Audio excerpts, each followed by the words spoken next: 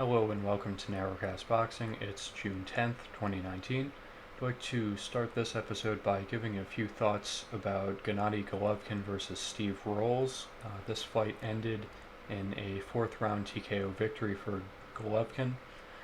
Let me start by saying that I watched this fight the day after. I didn't bother to preview it last week because on paper it was really a total mismatch. I realize now that I probably should have due to the implications that this fight has moving forward. If I'm being honest, I really didn't like what I saw from Golovkin. The first thought I had when watching this fight was that he looked old, and he fought like an old fighter. His upper body movement, his feints, and punch variety were all there, but his legs were not what they used to be. His footwork looked slow and predictable, moving in straight lines, and that isn't really something I usually pick up on, but it was definitely noticeable in this fight. His defense was also poor. He was getting hit flush with shots, which I know isn't unusual, but this definitely looked and felt different to me. This was not the same Gennady Golovkin. He did manage to score a highlight reel knockout in this fight, but if he does face Canelo Alvarez next, I think that he's going to lose convincingly, and I'll even go as far to say that I think Canelo might stop him. Golovkin is still a very good fighter and a championship caliber middleweight, but I really think that he's starting to slip, and at 37 years old, I think that the end is rapidly approaching.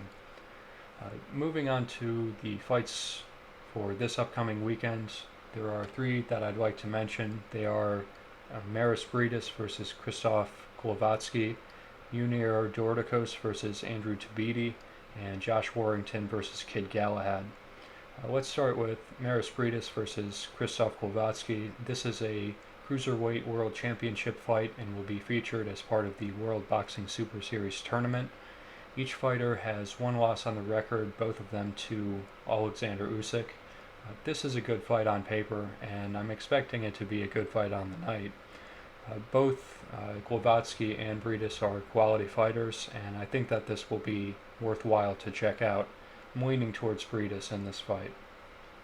Also featured on the same card is another cruiserweight fight, which is Yunier Dorticos versus Andrew Tabiti.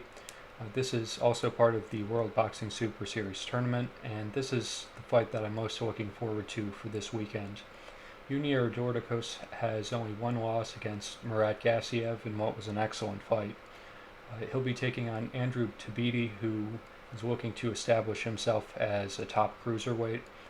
There are no titles on the line, but I'm very interested in seeing how this plays out.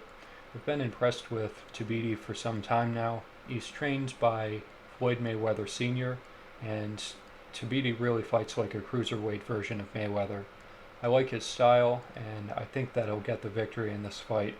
Dorticos is fairly one-dimensional. He seems to rely mostly on power shots, whereas Tabiti has a more dynamic approach, especially on defense, which I think will see him through in this fight.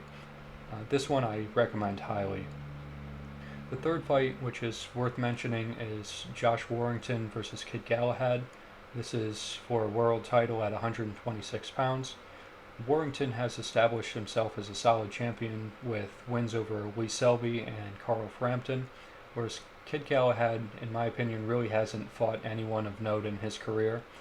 This is a massive step up for him and probably a step too far. I'm not sure if I'll watch this one. I'm really only interested in it because of potential championship unification fights that Warrington may be involved with Gary Russell Jr., Leo Santa Cruz, or Oscar Valdez. I would suggest this fight if you're interested in that, or if you haven't seen Warrington fight before. Like I said, this one may be worth checking out. Anyway, that's it for this week's previews. As always, like, comment, subscribe, enjoy the fights, and I'll talk to you next week.